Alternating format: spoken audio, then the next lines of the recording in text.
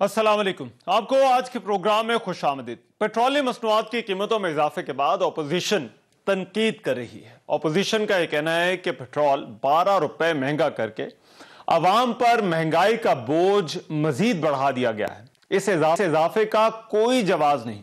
इस इजाफे और इसके नतीजे में होने वाली महंगाई की जिम्मेदार हुकूमत है और इस इजाफे से महंगाई का एक नया तूफान आ जाएगा। इन कीमतों में इजाफे को लेकर आज अपोजिशन ने सेनेट से भी वॉकआउट किया। दूसरी तरफ हक का मौकफ यह है कि इस इजाफे के सिवा कोई और चारा नहीं है। आलमी मंडी में खाम तेल की बढ़ती हुई कीमतों के बाद यह इजाफा नागुज़ीर है। आज वफाकी वज़ीर इत्तलात फवाद चौधरी ने अपनी एक ट्वीट में कहा कि अपोजिशन इसका मुतबादिल बता दे और बिला वजह की तनकीद ना किया करे। क्या पेट्रोलियम मसनूआत की कीमतों में यह जो इजाफा हुआ है, क्या हुकूमत की उस पर यह वजाहत दुरुस्त है?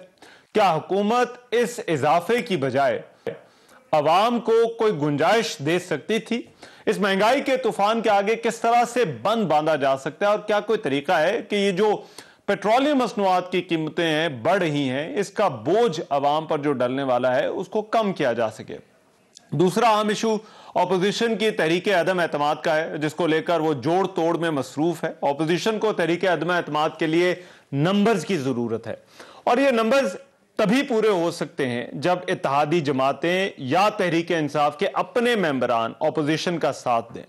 ऑपोजिशन को यह उम्मीद है कि हुकूमती हलीफ जमातें ऑपोजिशन का तहरीक अदम एतमाद के मामले पर साथ देने के लिए तैयार होंगी और इसका वो बार बार इस उम्मीद का इजहार भी करती रही है।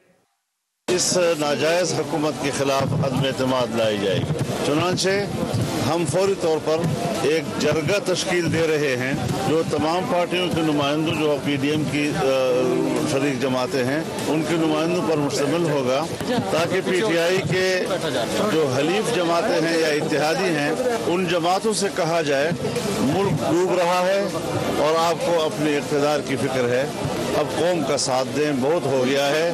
कराची के हवाले से, सिंध के हवाले से भी गुफ्तगू हुई। मैंने इनसे ये गुजारिश की है कि आप हलीफ ज़रूर हैं मगर उससे बढ़कर, उससे पहले आप पाकिस्तानी हैं। तो आपको आज पहले पाकिस्तानी बनकर सोचना होगा और उसके बाद हलीफ बनकर सोचना होगा, वगरना कौम आपसे हमेशा इसका सवाल करेगी। तो वक्त ज़्यादा नहीं, आपको फैसला करना होगा।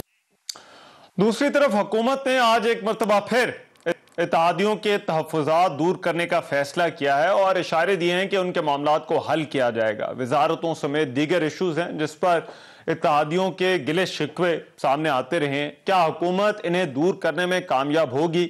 फिर तरीन ग्रुप के मेंबरान की मुलाकातें भी हुकूमत के लिए एक चैलेंज है। क्या ये दोनों इत्तेहादी और तहरीक इंसाफ के अपने मेंबरान किसी भी तौर अपोजिशन का साथ देने के लिए तैयार हो सकते हैं? आज दिलचस्प बात यह है कि सेनेट में अक्सरियत के बावजूद अपोजिशन एक मरतबा फिर हुकूमती बिलों का रास्ता नहीं रोक सकी।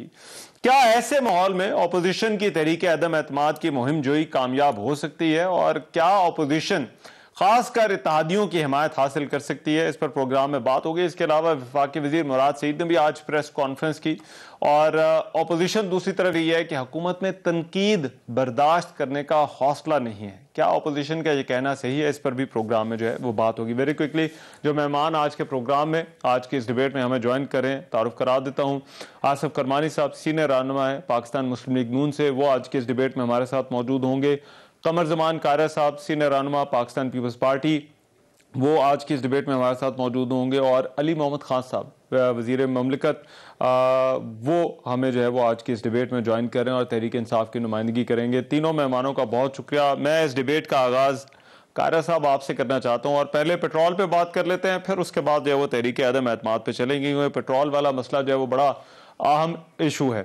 अच्छा, मैं कारया साहब की तरफ भी जाऊँगा, लेकिन आसिफ करमानी साहब आपसे इस डिबेट का आगाज़ करते हैं।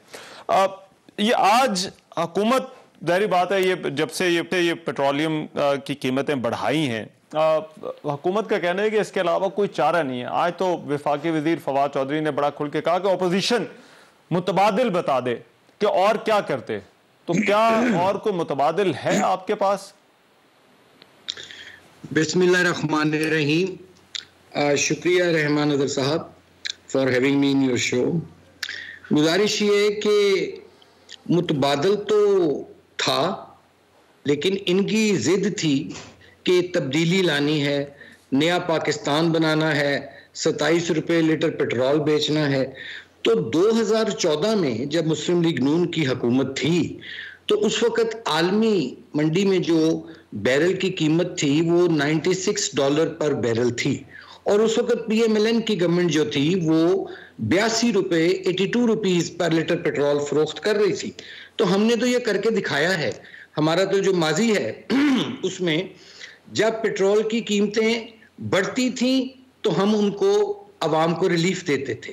इसी तरह दूसरी भी आप देख लें, बिजली की देख लें, बिल्स देख लें, गैस के बिल्स देख लें, आप अशियाए खुर्दोनोश देख लें, अद्वियात देख लें, ये तमाम जो महंगाई थी ये कंट्रोल में थी। और इसको नवाज शरीफ साहब की खुसूसी हिदायत थी कि ये चीज़ें जो गरीबों के इस्तेमाल में ये बढ़नी नहीं चाहिए, और अल्हम्दुलिल्लाह बेरोजगारी में जहां कमी लाए वहां दहशतगर्दी का भी कला कमा किया। हम तो प्रूव कर चुके हैं, हमें मुतबादल तजवीज़ देने की जरूरत नहीं है। इसीलिए आज भी देखिए लोग मुस्लिम लीग नून के दौर को याद कर रहे हैं। बल्कि आज मैंने एक ट्विटर पर एक बड़ा मैं आपदीदा सा हुआ, मेरा दिल दुखा कि एक कैब टैक्सी ड्राइवर था जो वो रो पड़ा आंसुओं से, और उसने कहा मैंने PTI को वोट दिया लेकिन इन्होंने जो हाल कर दिया महंगाई से, मैं अपने बच्चों का पेट नहीं पाल सकता, मेरा घर बर्बाद हो रहा है, तबाह हो रहा है, हमारा घर खराब कर दिया इन्होंने। ये ट्विटर पे देखिए, मेरे पास महफूज, अगर कहेंगे तो मैं आपके प्रोड्यूसर को भेज दूं। उसने कहा मैंने वोट दिया था, लेकिन फिर उसने कहा आज हम झोलियां उठा उठा कर बद्दुआएं दे रहे हैं। ये तो वो लोग हैं जिनको तब्दीली का झांसा दिया गया। हमने तो जो 2 दफा 3 दफा नवाज शरीफ साहब आए, उन्होंने मोटरवेज बनाई, उन्होंने पाकिस्तान को बाज़ाब्ता एटमी कुव्वत बनाया, एटमी धमाके किए, सी पैक लाए, और उसके बाद सबसे बढ़कर ये मुझे आप बताइए, आप 4 साल पुराना उठा लीजिए, कोई बिजली का बिल उठा लें, अद्वियात की कीमतें, एनीथिंग। मेरा ओपन अपने PTI के दोस्तों को चैलेंज है, तो आपको फर्क तो साफ जाहिर नजर आ जाएगा। हम तो अपने आप को अल्हम्दुलिल्लाह अल्लाह के फजलो करम से प्रूव कर चुके हैं। मुतबादल तो इन्होंने देना था और ये उसको देने में नाकाम रहे हैं जी। अच्छा, ठीक है, राइट। मैं जरा कायरा साहब से पूछ लूं, कायरा साहब क्या कोई मुतबादिल है ऑप्शन हुकूमत के पास? ये खास कर जो पेट्रोल की जो कीमतों को लेकर बात हो रही है, ये अब जाहिर बात है क्योंकि बड़े तवातुर के साथ हो रहा है, ये बार बार बढ़ रही है और बार बार जो है वो वही तनकीद होती है ऑपोजिशन की और वही आगे से हुकूमत का जवाब होता है। अगर तेल की कीमतें बढ़ी हैं, महंगाई हुई है, खाने पीने की अशिया की कीमतें बढ़ी हैं, यूं तो गवर्नमेंट का ये दावा जो है ये बहुता दावा है, ये मुकम्मल, ये माकूल दावा नहीं है। आलमी मंडी में तेल की कीमत इतनी नहीं बढ़ी जितनी हुकूमत ने बढ़ाई है। इसमें 4.5 पौने 5 रुपए रेगुलेटरी ड्यूटी है, और इसमें बाकी टैक्सेस शामिल है, जो खुद खान साहब कहा करते थे कि हम टैक्सेस खत्म करेंगे और तेल की कीमतें कम हो जाएगी। अब पता नहीं उनके दावे वो किधर के वो भूल गए, यू टर्न ले गए। दूसरा मसला ये है कि क्या आटे में तो हम खुद कफील थे, उसकी कीमतें भी आलमी मंडी ने तय करनी है। चीनी में हम खुद कफील थे, उसकी कीमतें भी आलमी मंडी ने तय करनी है। फर्टिलाइजर में हम खुद कफील थे, कहते थे हमारे पास सरप्लस गंदा फर्टिलाइजर मौजूद है, उसकी कीमतें भी आलमी मंडी ने तय करनी है। क्या मतलब है कौम को बता रहे हैं? तो चीजें इनकी मिसमैनेजमेंट की वजह से खराब हो रही हैं, वो इनको उस लेवल पे दुरुस्त करने की जरूरत थी। अनफॉर्चुनेटली ये उनको उस तरह कंट्रोल नहीं कर सके और आज लोग उससे तंग हो रहे हैं। बुनियादी तौर पे अगर तेल महंगा हुआ था तो उसकी कुछ कीमत पास ऑन की जाती है। आपने अपने लोगों की पेइंग कैपेसिटी भी देखनी है। इस गवर्नमेंट के आने के बाद वजीर आजम साहब का अपना फरमान है, उनके हुकूमती तर्जमानों के फरमान है कि पाकिस्तान के ताजरों ने, बड़े बड़े जो सनतकार हैं चंद, उन्होंने 1100-1200 अरब रुपया कमाया है। दौलत के पहाड़ हो गए हैं उनके बड़े, और दूसरी तरफ 2.5 करोड़ लोग गुर्बत की लकीर से नीचे चले गए हैं। अब तेल की कीमतें बढ़ी हैं, इससे हर चीज की कीमत बढ़ेगी, इससे बिजली की कीमत बढ़ेगी, इससे खाने पीने की अशिया की कीमतें बढ़ेगी, इससे किसान की इनपुट बढ़ेगी, इससे इंडस्ट्री की इनपुट बढ़ेगी, हर चीज के ऊपर उसका असर आएगा। क्या मुझे बताएंगे कि उसका कोई हल मौजूद है? पाकिस्तान के लोगों की पेइंग कैपेसिटी देखे बगैर ये कहना कि आलमी मंडी में जी ऐसा होता रहा है। भाई कोरोना दुनिया में आया तो दुनिया के ममालिक ने करोड़ों अरबों डॉलर बल्कि खरबों डॉलर अपने लोगों को सपोर्ट के तौर पर दिए। हमारी गवर्नमेंट के पास नहीं था तो आपने कुछ कुशन बर्दाश्त करना होता है गवर्नमेंटों ने। अनफॉर्चुनेटली ये वो नहीं कर सके। जिस तरह चंद माह पहले ये पता चला कि इन्होंने वक्त पे LNG नहीं खरीदी, उसकी वजह से LNG की कीमतें बहुत बढ़ गई और हमारी गैस की कीमतें बहुत बढ़ गई। अब सवाल ये है कि इसके इस मिसमैनेजमेंट का क्या इलाज है, और अगर सारा कुछ जो आलमी मंडी से लिया वो सीधा आगे पास ऑन कर दिया तो फिर इनकी गवर्नमेंट का क्या कमाल है। ये तो चंद लोग बैठे हुए पैसे चीजें मंगवाएंगे, आगे पास ऑन कर देंगे लोगों के ऊपर, उसकी कीमत उसमें प्रॉफिट डाल के, फिर गवर्नमेंट का क्या मसला होगा। बिल्कुल सही। अच्छा अली मोहम्मद खान साहब, ये क्या हुकूमत इससे क्या हुकूमत का इसमें कोई किरदार नहीं है? क्योंकि ये आर्गूमेंट कि जो आलमी मंडी में कीमत बढ़ी है वही हमने आगे जो है वो पास ऑन कर दी, तो जिस तरह से कायरा साहब कह रहे हैं कि फिर उसमें आपका किरदार जो है वो क्या है? आप आवाम को लोकल मंडी में क्या है, लोकल मंडी के अंदर जो चीजें उसकी कीमतें क्यों बढ़ गई है? ठीक जी अली भाई, बहुत शुक्रिया। बिस्मिल्लाहिर्रहमानिर्रहीम, अल्लाहुम्मा सल्लि व सल्लिम व बारिक अला सय्यिदिना मुहम्मद।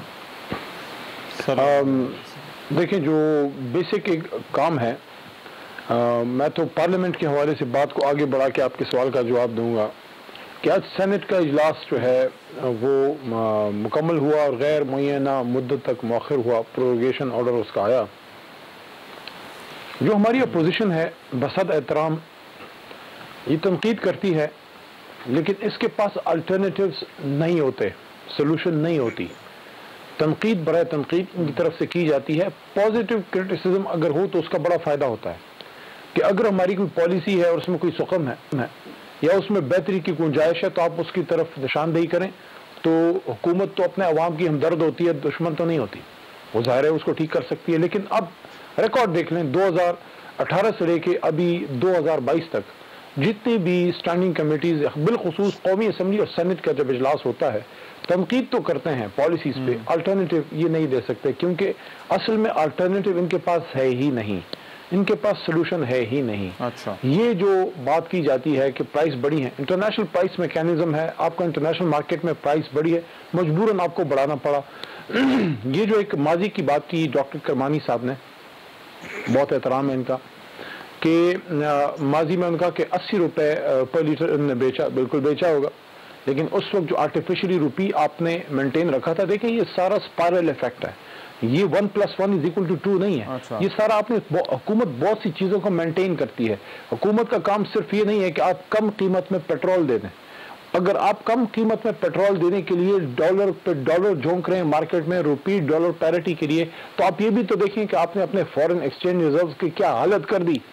जब आप गए थे रुपी को डॉलर के मुकाबले में मसनूई तौर पे आपने एक लेवल पे रखने के लिए जब आपने नोट छपवाए स्टेट बैंक से और आपने पंप किया मार्केट का डॉलर मार्केट में, तो उसमें आपने 80 रुपए का आपने लीटर जरूर बेचा होगा, लेकिन आपने जो पाकिस्तान के खजाने की हालत की, आपने पाकिस्तान को बैंकरप्सी के दहाने पे पहुंचाया और आपके पास 1 महीने का इंपोर्ट बिल के अलावा $1 ट्रिलियन आपके पास एक्स्ट्रा नहीं था। $9 अरब पे आपने जो है बूट दीवार पे टांगे। 2000 you know when you say that you hang your boots on the wall, तो when they hang their boots on the wall जून 2018 $9 अरब इनका फॉरेक्स रिजर्व था। बड़े इन्होंने कमालात किए, किधर थे? तो $90 अरब तक इनको पहुंचाना चाहिए था अगर वाकई में कमालात। ये अगर आप इसका बोरिंग ना करते और आप ना जाते अपने दोस्त ममालिक के साथ, तो आप तो बैंकरप्ट होने लगे थे। कम से कम 18 से $20 अरब तो छोड़ते, 3 महीने का इंपोर्ट तो छोड़ते। देखें, अब इसकी तरफ आते हैं जो कारा साहब, मोहतरम कारा साहब ने बात की है कि लोकल, बिल्कुल मैं एग्री करता हूँ, लोकल जो आपकी कुछ मसनूई महंगाई भी होती है जिसमें हुकूमत का एक किरदार है, मैं अपनी कारकर्दगी मजीद बेहतर बनानी होगी उसमें, मैं उसे एग्री करता हूँ। अगर आप महंगाई वाला इशू लेकिन असल मसला इंटरनेशनल मार्केट का है। सर मैं जरा वो बाकी चीजों, जी बाकी चीजों पर बात करते हैं, लेकिन आपका ये गिला ऑपोजिशन से तो है कि वो कोई सोल्यूशन नहीं देती, लेकिन क्या वो भी बताता हूँ। एक मिनट सर, मैं जरा अली भाई से पूछ लूं कि क्या हुकूमत के पास के सोल्यूशन है? अब ये पेट्रोल की अगर कीमत बढ़ती जाती है, ये 12 रुपए अभी आपको बढ़ाना पड़ा है, तो ये तो लोगों के लिए बिल्कुल बर्दाश्त से जो बाहर हो जाएगा। तो तो फिर हुकूमत के पास आगे क्या सोल्यूशन है इस सारी चीज से? हुकूमत के पास वाई सोल्यूशन ये हो सकता है कि हुकूमत जो है वो आपको कुशन दे दे टैक्सेस में, पेट्रोलियम लेवी में, वहां पर। तो क्या हुकूमत के पास इतनी गुंजाइश है या कोई और सोल्यूशन? रहमान, मैं बताता हूँ, मैं उस पर आपको बताता हूँ। ये अभी भी जो बड़ा है, इसमें हमने अपना पेट्रोलियम लेवी या इसमें जीएसटी टैक्सेशन गवर्नमेंट के लेवल पे, अपने जो मुल्क के लेवल पे वो नहीं बढ़ाई। आपने सिर्फ इंटरनेशनल प्राइस इंक्रीज को पास ऑन किया है, जो आपको मजबूरन करना पड़ा। पिछले एक साल में आपने अबव 100 बिलियन जो है आपने सब्सिडी में दिया है। जब तक फिर इंटरनेशनल प्राइस मैकेनिज्म में कमी नहीं आती, आपके पास दूसरा फिर आखिरी ऑप्शन ये है कि आपने फिर मजीद सब्सिडी बढ़ानी होगी। लेवी जितना कम कर सकते थे कर दी है, जीएसटी जितना कम कर सकते थे कर दी है। उसके साथ साथ हमारे जो लोकल लेवल पे हमारे जो यूनिट्स हैं, जो हमारे सेलर्स हैं, उनकी बड़ी डिमांड थी कि आप इसमें पर लीटर जो है हमारी आप इनकम को, प्रॉफिट मार्जिन को बढ़ाएं, क्योंकि अगर आपने 160 तक भी पहुंच गया है लेकिन अगर उनका प्रॉफिट मार्जिन नहीं बढ़ता तो उनकी सेल कम होती है। तो ये सारी चीजें हुकूमत ने देखनी है। अच्छा। हाँ, अगर इंशाल्लाह वी आर होपफुल कि इंटरनेशनल प्राइस मैकेनिज्म में आपकी अगर पर बैरल कम होती है तो वो डायरेक्टली हम फिर पास ऑन करेंगे अवाम को। ये आप मगर देखें, आप जो कह रहे हैं कोई और गुंजाइश नहीं है, यही एक आखिरी इसका रिजॉर्ट है फिर। ठीक है, मतलब इसके अलावा कोई चारा मुश्किल है? जी कारया साहब, आपके पास कोई सोल्यूशन है? अच्छा जी कारया साहब। जी देखिए, गुजारिश ये है कि तेल की कीमतें, मैंने पहले गुजारिश की, हमारे दौर में 158, 152, 53 तक चली गई थी, लेकिन हमने क्वेश्चन रखा था अपने अवाम की सलाहियत, तो उनकी पेइंग कैपेसिटी देख के सब कुछ पास ऑन कर देना। ये तो बाबुओं का खेल बड़ा माकूल है, IMF आपको यही कहता है। दूसरी तरफ ये जो फिगर बनाया जाता है ना जी कि हम आए तो बिल्कुल खजाना खाली था, ये हर वजीर खजाना ने पाकिस्तान की तारीख में यही कहा। जिस दिन हमारी हुकूमत के दौर में 4-5 अरब था, फिर हम इसको 15-16 अरब तक लेके गए, ये वेरी करता रहा मुख्तलिफ अदवार में, और उस वक्त दहशत गर्दी भी थी, उस वक्त सब कुछ था, हम रिकॉर्ड इस मुल्क की तजारत करके गए। लेकिन यार रहमान, मुझे एक बात तो बताओ, ये पैसे कहाँ से लिए आपने? क्या आपका हार्ड एंड मनी है, या आपने 4 अरब डॉलर सऊदी अरब से लेके अपने रिजर्व में रखा हुआ है 7-8% पे? अच्छा। आपने दुबई से लेके रखा हुआ है बड़े महंगे इंटरेस्ट रेट पे, आपने चाइना से लेके रखा हुआ है, आप अपने सिर्फ फॉरेन एक्सचेंज रिजर्व मैनेज करने के लिए हाई इंटरेस्ट रेट पे आपने शॉर्ट टर्म लोनिंग लेकर करके उसको मैनेज किया हुआ है, और आप कह रहे हैं कि हमारा बड़ा कमाल है, हमने जो फॉरेन एक्सचेंज रिजर्व बड़े बढ़ा दिए। ये कौन सा कमाल है कि आप अपने घर के जेवर बेचो और बैंक भर दो और कहो मेरे अकाउंट में बड़े पैसे हैं, आप जायदाद बेचो, बैंक भर दो, मेरे अकाउंट में बड़े पैसे हैं। खुदा का खौफ करो जी, इस तरह नहीं। हाँ, अच्छा काम करोगे हम तारीफ करेंगे। अच्छा। लेकिन मसला ये है कि अगर खाद आपके मुल्क में इतनी बनी, वो कहते हैं काफी है, तो किसान क्यों सर पीट रहा है? आपने 1600 रुपए रेट रखा, 1800 रुपए, उसको 2600 रुपए नहीं मिल रही। आपने रेट रखा यूरिया DAP का 3,3200, उसको 10,000 में जाके लेनी पड़ी। क्या फायदा आपके रेट का? ये मिसमैनेजमेंट नहीं है तो क्या है? क्यों आपकी जो प्रोविंशियल गवर्नमेंट है वो उसको इम्प्लीमेंट नहीं करा सकी? अगर नहीं करा सकी तो उसको तस्लीम करें, उनको फारिग करें, उनको हटाएं। ठीक, राइट। मैं आसिफ करमानी साहब, ये जो अली मोहम्मद बात कर रहे थे कि ऑप्टिक्स किसी भी हुकूमत के लिए बुरे हो सकते हैं कि वो 12 रुपए पेट्रोल की कीमत बढ़ा रही है, जाहिर बात है तनकीद होगी, टॉक शोज होंगे। नहीं, फिर उन्होंने रेगुलेटरी ड्यूटी बढ़ाई है, इसके ऊपर सेल टैक्स बढ़ाया है, 4.5 रुपए रेगुलेटरी ड्यूटी बढ़ाई है। अच्छा, ठीक। तो वाहिद क्वेश्चन जो है वो गवर्नमेंट दे सकती है पेट्रोलियम लेवी में, GST के अंदर, तो वो कह रहे हैं जितना हम क्वेश्चन दे सकते हैं। तो इसके अलावा तो हमारे सारे दरवाजे बंद हैं, और एक ही दरवाजे की दुआ करें कि आलमी मंडी में कीमतें कम हो जाएं तो फिर यहाँ पर भी सस्ता हो जाएगा पेट्रोल। देखिए, मेरे मोहतरम भाई अली ने, जाहिर है उन्होंने दिफा करना है अपनी हुकूमत का, उन्होंने सोल्यूशन की बात की, तो मैंने आपको पहले भी बता दिया कि हम तो सोल्यूशन दे चुके हैं। हमारे दौर में लोग खुशहाल थे, महंगाई कंट्रोल में थी। मसला भी ये आ रहा है कि ये हू बहू जो इनको IMF की तरफ से एक पर्ची पकड़ाई गई कि ये तुम लोगों ने करना है, इन्होंने मिनो अन उस पर आंखें बंद किए, बगैर ये सोचे समझे कि इसका एक कॉमन मैन पर, एक मिडिल क्लास पर, एक गरीब आदमी पर क्या असर पड़ेगा, इन्होंने उसको लागू करते जा रहे हैं। अच्छा। देखिए, ये जो इन्होंने मुआहदे किए IMF से, इसको एक बेटर डील और एक नेगोशिएट भी किया जा सकता था। एक तरफ तो ये जाना नहीं कभी चाहते थे वहां, चले ये चले गए, ओके कोई इशू नहीं, चले गए, लेट एक उससे भी नुकसान हुआ, तो भाई फिर आप एक अच्छी डील ही कर लेते, उनसे अच्छी नेगोशिएशंस ही कर लेते कि कम से कम जो 95% ऑफ पॉपुलेशन है पाकिस्तान की, जो मिडिल क्लास और गरीबों की है यार, वो तो पिस गई है, वो मर गई है।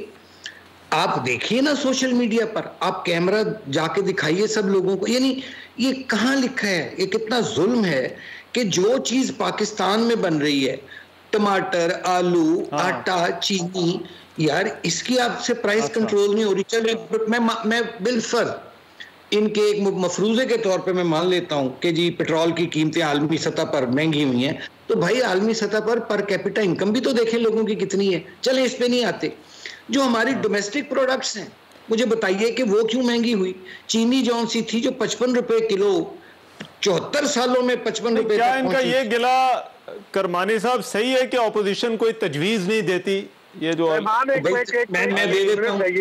दे देता हूँ, मैं तजवीज दे देता हूँ। करमानी साहब जरा बात पूरी कर लें। तजवीज ये है, आता हूँ जी, एक मिनट, ये है तजवीज, ये है हल, ये है कि इस मुल्क में फेयर इलेक्शन हो, फ्री इलेक्शन हो और कॉम्पिटेंट लोग आए, जिन्होंने आके तो जो लोगों को जिन्होंने बता रहे हैं, हम तजवीज से कह रहे हैं, पेट्रोल तक ही आपकी तजवीज चाह रहे हैं आप पाकिस्तान के, क्योंकि ये तो डिलीवर करने में नाकाम हो गए। या तो हो ना कि यहाँ दूध और शहद की नहरें बह रही हैं, फिर तो हम कहें भी ठीक है, ओके फाइन, वो गरीब मर गया यार, मिडिल क्लास का सफाया हो गया पकड़ के, तो let the competent people resolve this crisis. आपसे तो नहीं हो रहा 4 सालों में, अब 1 साल में क्या तीर मार लेंगे आप? गरीब गरीब तर हो गया, अमीर अमीर तर हो गया, ये क्या हो रहा है जी? आप खुद सोचिए, ये खुद तो तजवीज आपकी रहमान करमानी साहब इलेक्शन जी कह रहे हैं।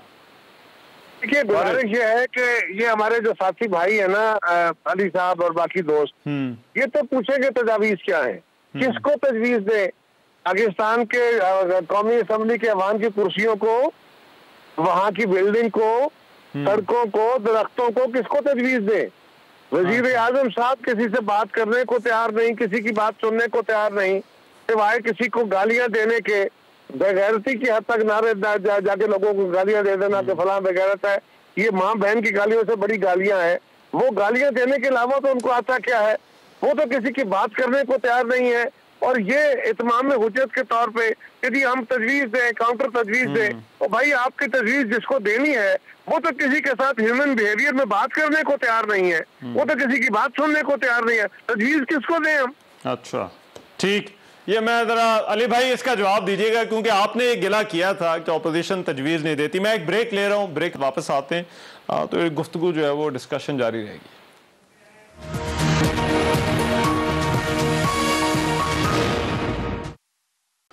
ब्रेक के बाद प्रोग्राम में एक मरतबा फिर से खुशामदीद। इससे पहले कि हम जो दूसरा मौजू है तहरीक अदम एतमाद वाला उसकी तरफ जाएं, मगर पहले अली मोहम्मद साहब, ये जो ब्रेक पर जाने से पहले आप ही ने शिकवा किया था कि अपोजिशन जो है वो तजावीज़ नहीं देती, तो वो जो कायरा साहब ने बात की उन्होंने कहा तजावीज़ तो हम देने के लिए तैयार हों, लेकिन ये किसको दी जाए? क्या हुकूमत इनकी तजावीज़ सुनने के लिए तैयार है?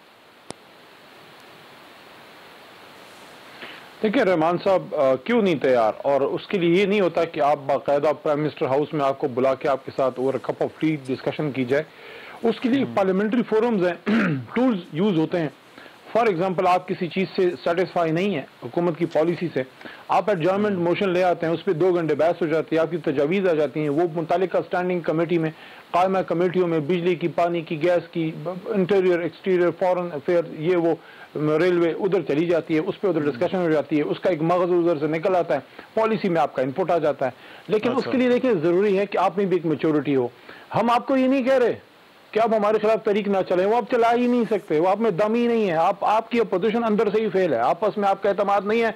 जितनी जतन कर लें, अल्लाह इमरान खान साहब के और तब्दीली के साथ है। अल्लाह ने पाकिस्तान के हक में लिख लिया कि इस पाकिस्तान ने मजीद लुटने वो नहीं देना इसने, लेकिन जब तक आप हमें गिरा नहीं पाते तब तक आप कम अज कम अपनी ड्यूटी तो करें। जो आप असेंबली में तनख्वाहें लेते हैं वो हलाल तो करें कि आप असेंबली में आते हैं, वहां पे आप कोरम पॉइंट आउट करके, चीखों पुकार करके निकल जाते हैं, तो वहां आके आप देखें, put us to the mat, take us to the cleaners, हमें वहां पे आप तनकीद करें, वहां पे आप आके पॉजिटिव क्रिटिसिज्म करें, काउंटर तजावीज दें, हमारी पॉलिसीज को उधेड़ के रख दें। आपके पास सोल्यूशन हो तो सही। यहाँ पे सोल्यूशन मोहतरम करमानी साहब की क्या है कि इमरान खान साहब को घर भेज दें, हमें वापस लाएं, तो ये तो सोल्यूशन आपके ख्याल में होगी। मेरे ख्याल में तो आपकी दिल की ख्वाहिश है, दिन को आपको जो है सबको ख्वाब आते हैं, ये तो आपको ख्वाब आ रहा है।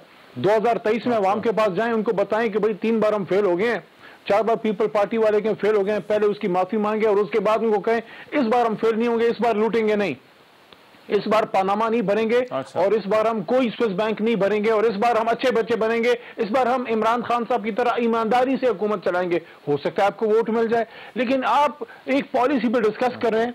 देखें, let's be very practical, let's go towards a mature discussion and discuss like mature people कि आपकी एक प्राइस इंक्रीज पे डिस्कशन हो रही है, उसमें हुकूमत करी कि भाई ये मसाइल है, इस वजह से बढ़ाना पड़ा। आपके पास कोई काउंटर तजवीज है तो बता दें। आप कहने काउंटर तजवीज ये है कि इनको काउंटर तजवीज है, काउंटर तजवीज का आपके ख्याल में फोरम क्या है? काउंटर तजवीज का फोरम एक आखिरी बात और है, वो ये है, एक आखिरी बात ये है कि इस वक्त यहाँ पे बात हुई, मोहतरम कायरा साहब ने बात की कि जनाब ये क्या कमाल कर दिया कि आपने फॉरेन एक्सचेंज रिजर्व बढ़ा दिए, फलाना कर दिया, और इसकी क्या गारंटी, हमने भी बढ़ाए थे। ये सिंपल मैथमेटिक्स है। आप 2018 में देखें कि फॉरेक्स रिजर्व्स कितने थे जब इन्होंने हुकूमत संभाली, तब कितने थे? 13 में कितने थे? 18 में कितने थे? हमने 18 में संभाली हुकूमत। उन्होंने कहा शॉर्ट टर्म लोन लेकर आपने, हम जब जाएंगे, उन्होंने कहा सऊदी अरब, मैं बताता हूँ उस सारी, भाईजान उन सारी चीजों पे मैं आता हूँ, टाइम कम है इसलिए ज्यादा मैं डिटेल में नहीं जाऊंगा। इतना कहूंगा कि जितने पे 18 में हमने उठाया, 8% पे लोन लेके जब हमारी हुकूमत खत्म होगी, अगर हमने बढ़ाया तो हम कामयाब हैं। अगर हमने उस लेवल से नीचे लेके गए जहां से हम संभाला था, जैसे 9 अरब डॉलर पे हमें मिला था ना जी, हम 20 अरब तक लेके गए हैं, लेकिन 23 में अगर ये 9 से भी गिर गई है तो हम नाकाम है। लेकिन अगर 23 में ये 20 है, उससे ऊपर है, तो इसका मतलब है कि आपकी पॉलिसी गलत थी। बाकी इंपोर्ट एक्सपोर्ट की बात है, अगर हमारी एग्रीकल्चर इनकम या हमारी एग्रीकल्चर प्रोडक्शन 18 के मुकाबले में अभी बढ़ी है, तो एग्रीकल्चर पॉलिसी कामयाब है, वो जो कि अल्हम्दुलिल्लाह बड़ी है। हमारी महीना बा महीना हमारी एक्सपोर्ट है वो 3 अरब डॉलर को टच करी है, इनकी 2 अरब डॉलर थी मुस्लिम लीग नून की, तो आपकी एक्सपोर्ट पॉलिसी कामयाब है। अगर हमारी एक्सपोर्ट इनसे कम हो जाती है, जैसे मियां साहब की महीने में 2 अरब डॉलर थी, हमारी 1.5 हो जाती है, हम इनसे नाकाम है। हमारी अगर 3 है, 50% इंक्रीज है, तो हम इनसे कामयाब है। ये तो सिंपल मैथमेटिक्स है, फिगर्स लेके आ जाए। एक मिनट दीजिएगा, मैं जरा ऑपोजिशन की ड्यूटी वाली जो चीज है, अब मैं ये आसिफ करमानी साहब से जरा पूछ लूं, ये आज क्योंकि सेनेट में भी एक मरतबा फिर से आसिफ करमानी साहब, सेनेट में हुकूमत जो है वो अपने बिल मंजूर करवा गई, तो ये जो हुकूमत बार बार कहती है कि अपोजिशन जो है वो इन फोरम्स का सही इस्तेमाल नहीं करती, तो इसको आप किस तरह से देखते हैं? और ये वैसे क्वेश्चन जो है वो तरीके अदम एतमाद से भी जुड़ा हुआ है कि जहां पर आप एक तरफ नंबर्स पूरे करने की कोशिश कर रहे हैं, तो ये तो वो हाउस है जहां पर जो है वो आपके नंबर्स जो है वो असूली तौर पर जो है वो ज्यादा हैं, तो यहां पर ही जो है वो गवर्नमेंट जो है वो बार बार अपने बिल जो है वो मंजूर करा लेती है, क्यों? देखिए, ये पार्टली बात ठीक है, लेकिन कुछ मेंबरान की अपनी कुछ ज़ाती मसरूफियात भी हो जाती हैं, और सडनली ये सप्लीमेंट्री भी ले आते हैं एजेंडाज में, एक सरप्राइज भी देते हैं, जैसे माजी में कई दफ़ा किया जाता। मैं ये सारी चीज़ों के असल जो इशू है ना, जो मोहतरम अली साहब फरमा रहे हैं यहाँ, गुजारिश ये है कि हमने तो जो हमारी कारकर्दगी थी वो आज भी अवाम उसको याद कर रहे हैं। 2023 में जब इलेक्शन होंगे तो सबसे बड़ा सवाल ये है कि ये क्या कारकर्दगी लेके जाएंगे, ये क्या लोगों को बताएंगे कि हमने हमारे बच्चों का दूध छीन लिया, रोटी छीन ली, महंगाई कर दी, गुर्बत कर दी। देखें, हुकूमतें, जो मैंने अर्ज किया था ना कि कॉम्पिटेंट गवर्नमेंट जो होती हैं वो कोई ना कोई रास्ता निकाल लेती हैं, और वो असल काम क्या होता है गवर्नमेंट्स का, पार्लियामेंट का क्या काम है कि पब्लिक की वेलफेयर में आप करें, लेजिस्लेशन करें। और जहां आप देखिए कि जो ऑर्डिनेंस के जरिए इन्होंने तो 3.5-4 साल हुकूमत चलाई है, जौन सी पार्लियामेंट को तो ये खातर में नहीं लाते। वज़ीर आज़म साहब कितनी दफा पार्लियामेंट खुद तशरीफ लाते हैं। सेनेट में ही देख लीजिए, सिवाय अली मोहम्मद खान साहब के, मुझे बताएं कि वहां तो वजीर आना अपनी तौहीन समझते हैं, जवाब देना तौहीन समझते हैं, और ये ऊपर से हमसे तजावीज़ मांगते हैं। बात ये है, गुजारिश ये है कि असल जो हकायक हैं वो ये हैं कि ये हुकूमत जौन सी है, जो वादे करके आई थी, जो सबरदार दिखा के आई थी, और लोगों ने चलो वोट अगर इनको डाल भी दिया था, तो जिस तरह जिन्होंने लोगों का जो हशर कर दिया इन्होंने पकड़ के, मुझे तो ये है कि बड़े हौसले की बात है कि ये किस हौसले से और किस मुंह से जाएंगे अवाम में, जरा जाके दिखाएं ना जरा, ये इनको आटे दाल का पता लग जाएगा के। तो कहने का मतलब ये है कि इनके दावे, चाहे वो इन्होंने चाइना से लिए हों, चाहे इन्होंने सऊदी अरब से, दोस्त ममालिक से या और दोस्त ममालिक से अपने जो फॉरेन एक्सचेंज रिजर्व है वो बिल्डअप शो कर दिया, लेकिन जो ये मैथमेटिक्स की मेरे भाई बात कर रहे हैं, 2 और 2 4 जो भी कह रहे हैं, यार आम आदमी इस गोरख धंधे को नहीं समझता। आम आदमी समझता है कि पहले वो 2 वक्त रोटी खाता था, आज वो 1 वक्त तंग हो गया, रोटी उस पर तंग हो गई है। आज उसको पता है कि बिजली का बिल नहीं दे पा रहा, आज वो अपने बच्चों की, अपने बूढ़े वालिदैन के अद्वियात नहीं दे पा रहा, उस पर तो आप बात नहीं करते, आप हमें गोरख धंधों में उलझा देते हैं। आम आदमी कॉमनर ये बात नहीं समझता, उसको रियलिटी, हार्ड रियलिटी ये है, उसको मालूम है कि चीनी जो सी है वो 110-20 रुपए की मिल रही है, आटा 90 रुपए किलो मिल रहा है, घी महंगा हो चुका है। ये इश्यूज हैं जो इनको एड्रेस करने चाहिए। ये कितनी देर हमारे पे मलबा डालते रहेंगे? इन्होंने देखा नहीं ज़िमनी इलेक्शन जो हुए हैं माजी में कि लोगों ने किस तरह उस पे आके मुखालफत में वोट दिया। मेरा भाई चले, मेरे साथ चले, जहां मर्जी मार्केट में जाके देखे कि लोग तो मर गए हैं, लोग तो बददुआएं दे रहे हैं इनको पकड़ के। ये हमें वो हिसाब किताब में उलझाए जा रहे हैं जी।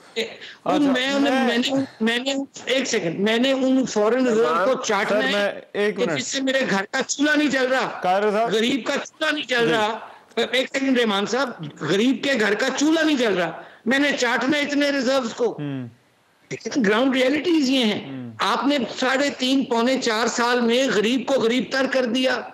एक 5% तबका एलीट जो आपके साथ आटा चोर, चीनी चोर, LNG जो ठगी करके जेबें भर के अरबों रुपए की चले गए, उनको तो आप पकड़ नहीं सके। कौन से आप इंसाफ और तब्दीली की मेरे भाई मोहतरम बात करते हैं? ठीक है कायरा साहब, ऑपोजिशन की ड्यूटी, ये जो गवर्नमेंट बार बार बात करती है,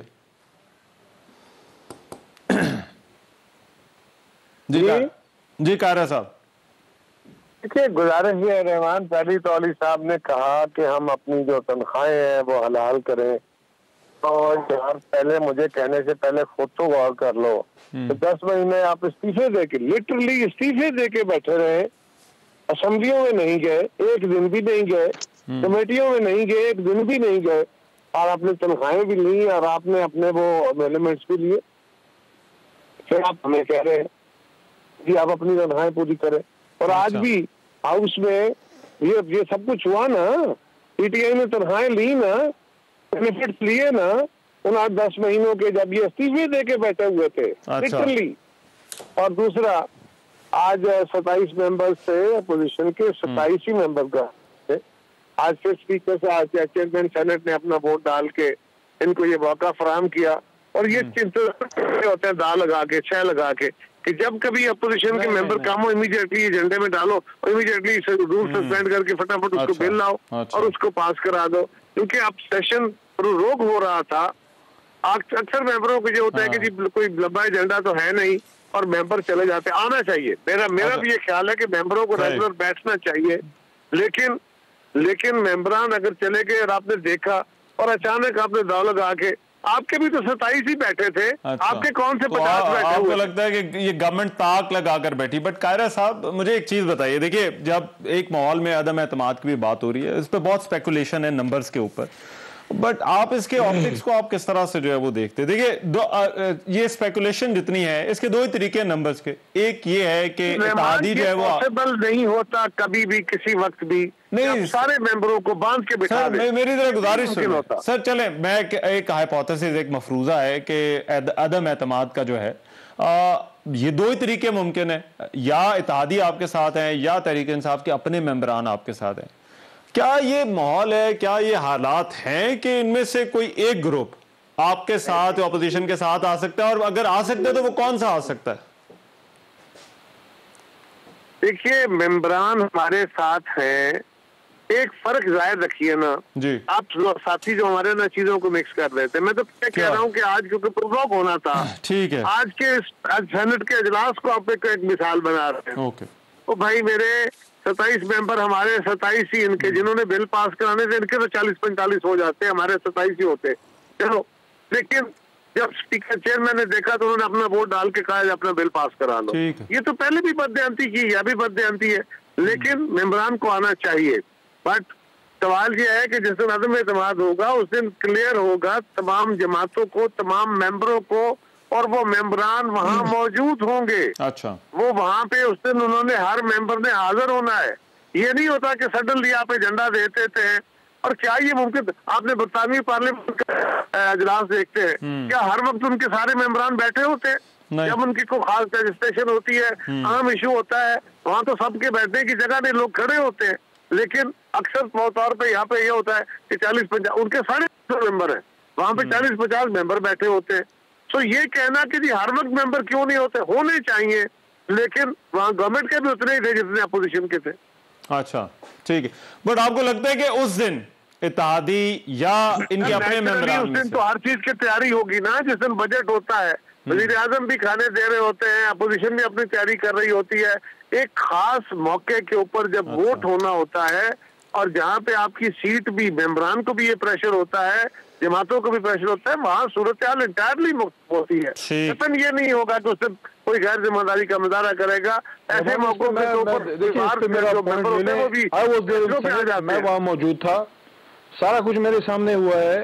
देखें रहमान साहब, पहली बात तो ये है कि जो हमारी उन्होंने बात की, ये उस जमाने की बात की जब हम धरने में थे, उसमें अक्सरियती मेंबरान ने अपना वो उन्हीं के स्पीकर के फ्लड रिलीफ में पैसे सारे उधर जमा कर दिए। वो तो बात आपकी उधर खत्म हो गई। दूसरी बात यह है, आज 27 मेंबर थे हमारे, 27 थे, हमारे 3 मेंबरान बाहर थे, हमारे 3 मेंबरान बाहर थे लॉबी में। एक हमारी जो है वो कोविड की पेशेंट रिकवर हो रही हैं, वो साइड रूम में थी, बाद में वो आई।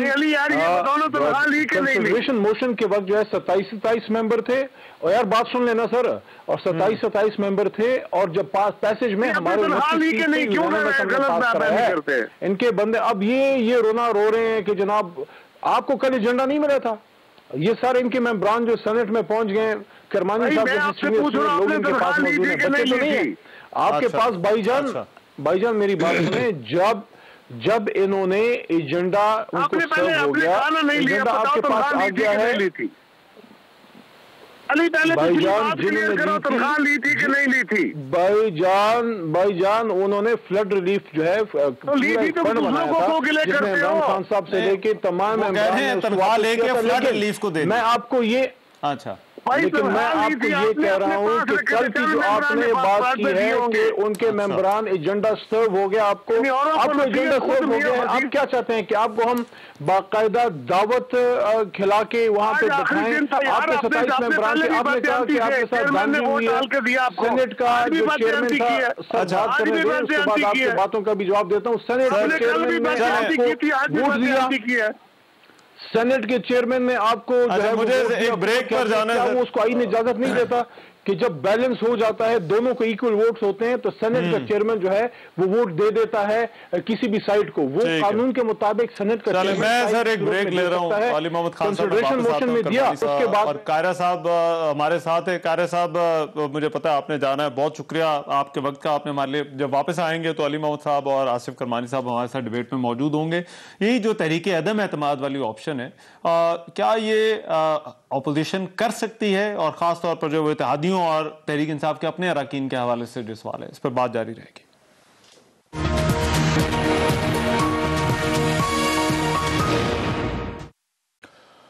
ब्रेक के बाद प्रोग्राम में एक मरतबा फिर से खुशामदीद। ब्रेक पर जाने से पहले जो बात हो रही थी कि तहरीक अदम एतमाद का जो मामला है वो मुख्तलिफ है, सेनेट इजलासों के अंदर इस वक्त जो हुआ है वो उससे बिल्कुल मुख्तलिफ सूरत हाल है। आसिफ करमानी साहब, देखिए जो कायरा साहब से मैंने उनके सामने भी सवाल रखा कि 2 तरीके हैं, ये तहरीक अदम एतमाद की जो अपोजिशन की कोशिश है ये कामयाब हो सकती है। उसमें नंबर 1 ये है कि कोई हुकूमती हलीफ जो है वो आपके साथ आ जाए, और दूसरा इसका वाहिद रास्ता यह है कि इनके अपने मेंबरान तहरीक इंसाफ के वो आपके साथ आ जाएं। क्या लाइकली सिनेरियो लगता है? ऑपोजिशन तो ज़ाहिर बात है कहेगी ये तहरीक अदम एतमाद कामयाब होगी तभी ये सारी कोशिश जो है वो की जा रही है, बट इस पे से क्या हो सकता है और क्या ये आपका साथ देने के लिए तैयार हो सकते हैं?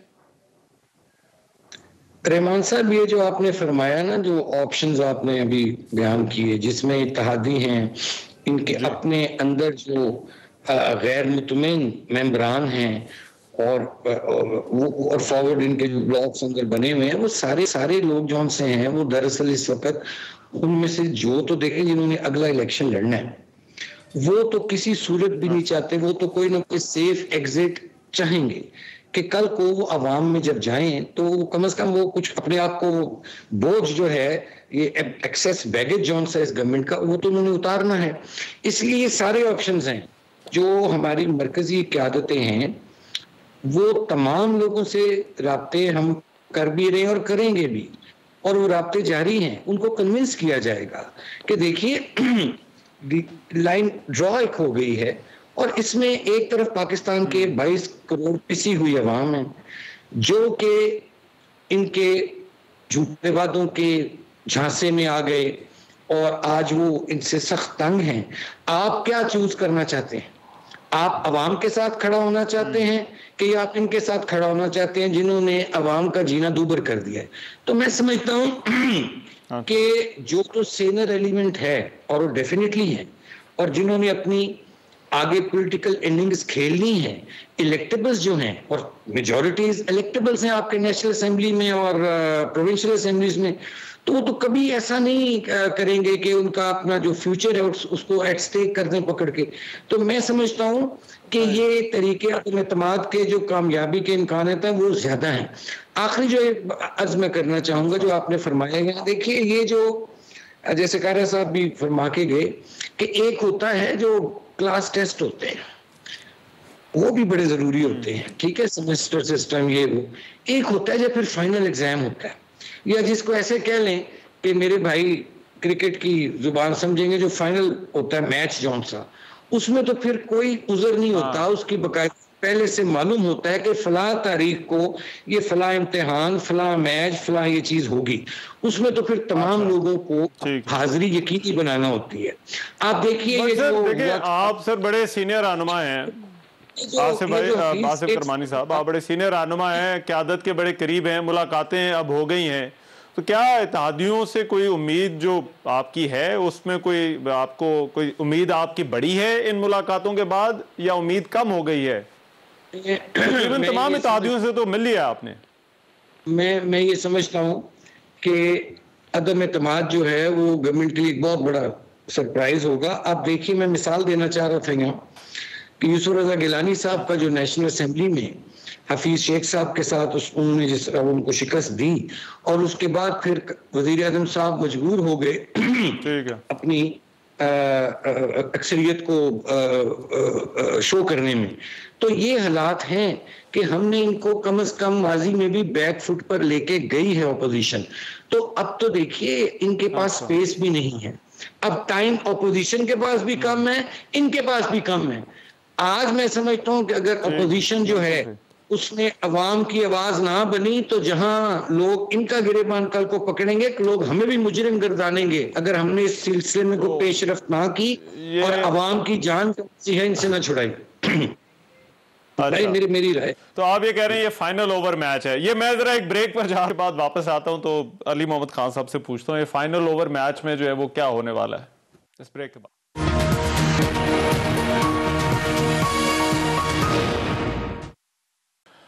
ब्रेक के बाद प्रोग्राम में एक मरतबा फिर से खुशामदीद। जी अली मोहम्मद साहब, आपको इनमें से किसी पे शक हो इत्तेहादियों के ऊपर या अपने मेंबरान के ऊपर कि जब तहरीक अदम एतमाद आएगी तो ये आपको छोड़ जाएंगे और अपोजिशन का साथ देंगे?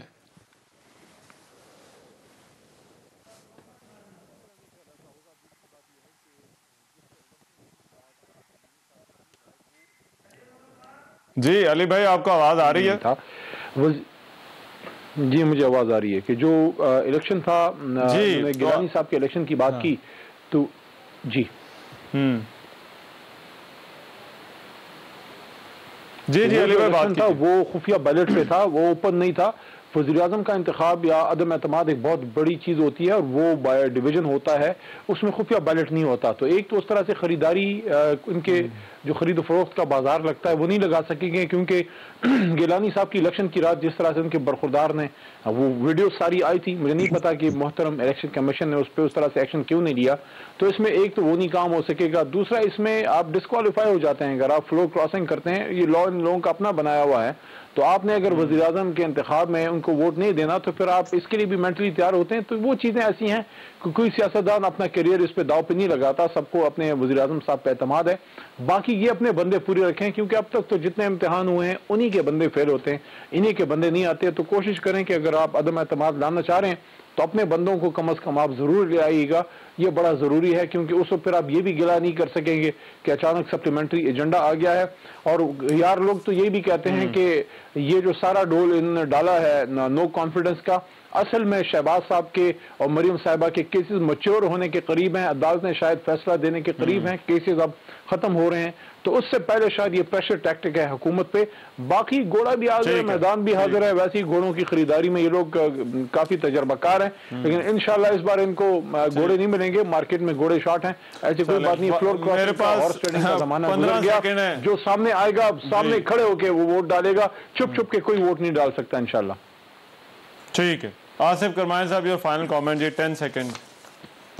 मैं ये कहूंगा कि हमें इंतजार करना चाहिए और उसके बाद फिर इंशाल्लाह एक प्रोग्राम करेंगे जो भी सूरत-ए-हाल होगी। लेकिन मैं समझता हूं कि इत्तेहादी जो हैं वो अपना मुस्तकबिल देखेंगे, अपना सियासी मुस्तकबिल वो खराब नहीं करेंगे। इस डूबती कश्ती से वो मजीद वो तैयार नहीं और छलांगे लगाएंगे इंशाल्लाह, देखिएगा। ठीक है, चले, बहुत शुक्रिया। आसिफ साहब हमारे साथ मौजूद थे, अली मोहम्मद खान साहब हमारे साथ मौजूद थे। आज के प्रोग्राम से इतना ही, इजाजत दीजिए, अल्लाह ने के बाद।